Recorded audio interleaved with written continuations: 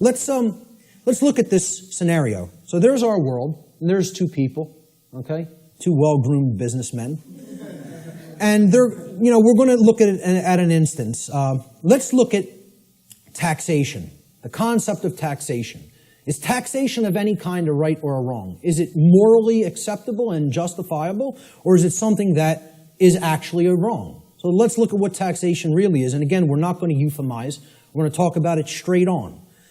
So here's what taxation is. It's not what I believe it is. I'm getting down to the heart of the matter and describing what it actually is. Taxation is the claim that a specific group of people who call themselves government have been given a, quote, right.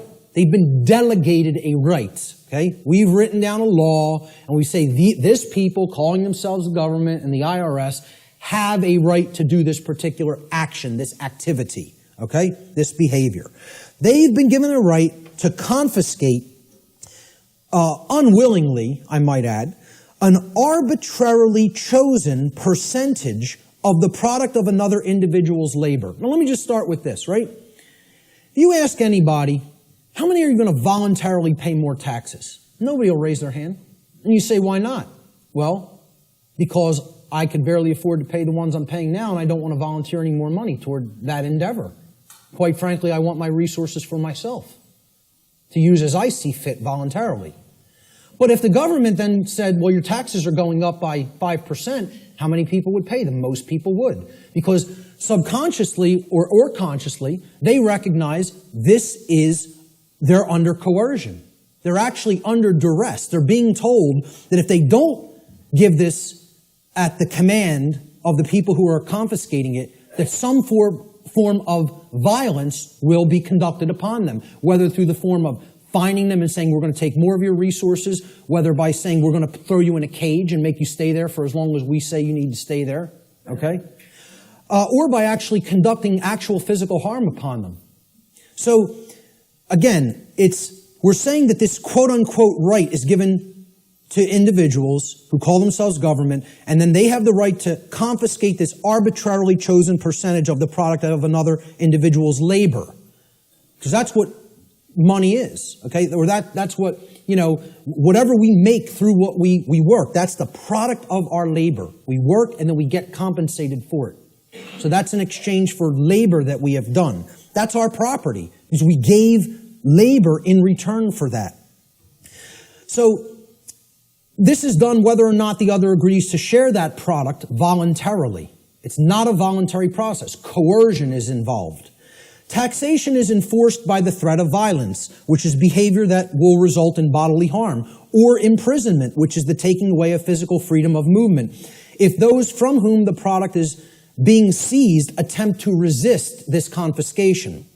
This practice is always, quote, justified, and the word justify actually breaks down etymologically. The word justify means to create a right.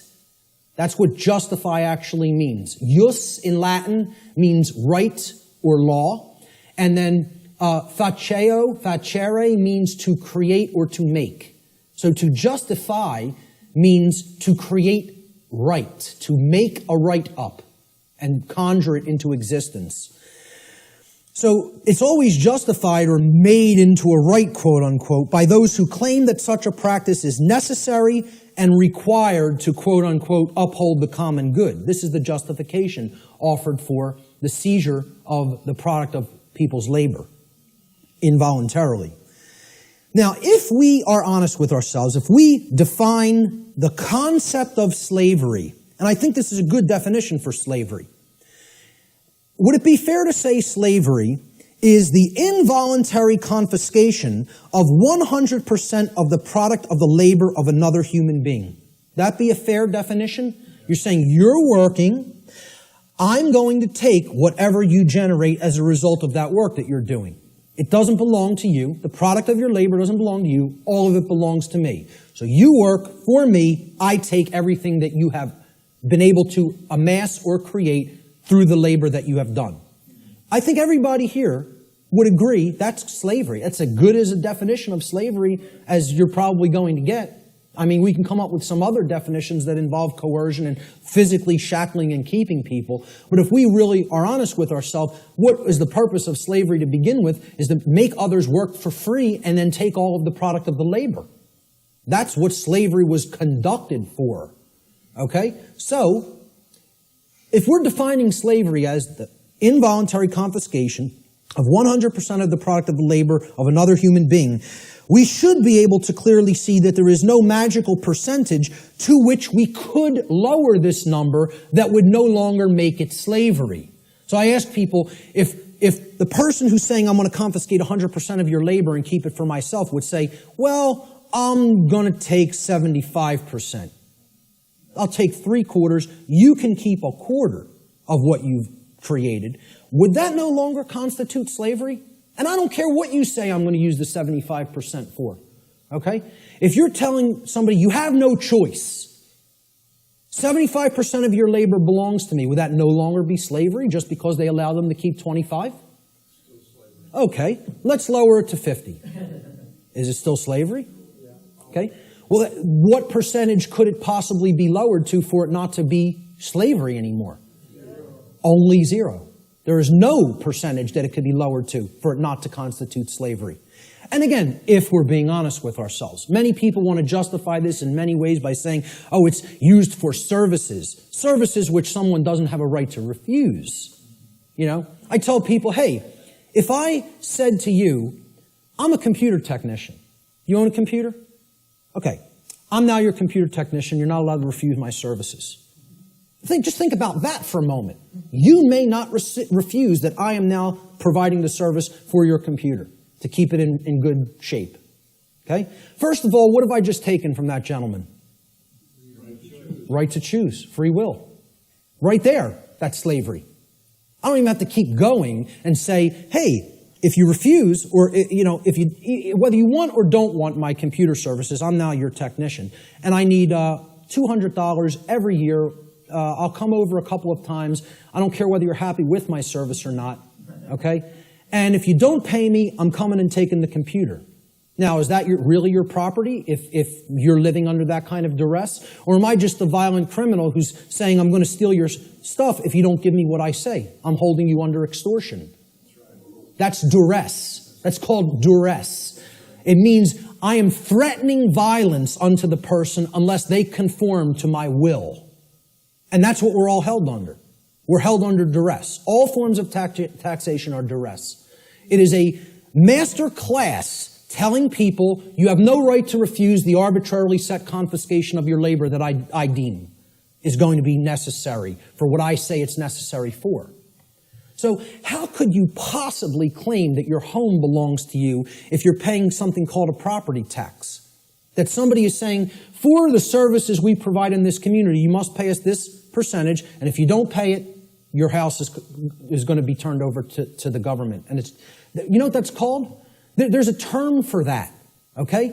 When a society doesn't actually have true private property ownership rights, and a higher class of masters actually owns the land and owns the property and only allows the peasant class to live upon the property for as long as they pay tribute to the master class, who can tell me what system of government that is?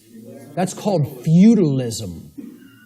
And that's the United States government and just about every government on the earth. You live in feudalism. There's no such thing as democracy. There's certainly not a constitutional republic, that's for sure. Okay? The de facto state of government, which means indeed, in action, is feudalism. And feudalism is just another euphemism. It's a euphemism for slavery. Okay? Because slaves aren't allowed to own property. Slaves aren't allowed to keep the product of their labor. You know? That's all it really is. If we're being honest with ourselves. Once again, there's my catchphrase for this section. Okay? We want to euphemize it, justify it, call it something else. Right? I said this to that New Age woman at the UFO conference. And she said, again, I prefer not to see it that way. Well, you're not being honest with yourself. You're lying. It's called lying to yourself. That's what cognitive dissonance is. It's called lying to yourself. Okay? So, if we're being honest with ourselves, taxation is merely a euphemism for theft, violence, and slavery, the practices upon which it is actually based, and since no individual anywhere on earth has the right to claim ownership of the product of another's labor, such behavior can never be, quote, delegated to a group of people and called a right. Therefore, it follows logically that all forms of taxation, I don't care what they are, excise tax, property tax, gift tax, inheritance tax, income tax, I don't care what form it is, taxes on corporations even, okay? All forms of taxation are always wrong according to natural law because they are all based in the destruction of free will, they are based on coercion, and they are ultimately based upon violence, all of which are wrongdoings, all of which are forms of theft, and all of which not one individual has the right to perform upon another. And this is what people want to justify and believe can be magically turned into a right, just because they want to euphemize it and call it taxation.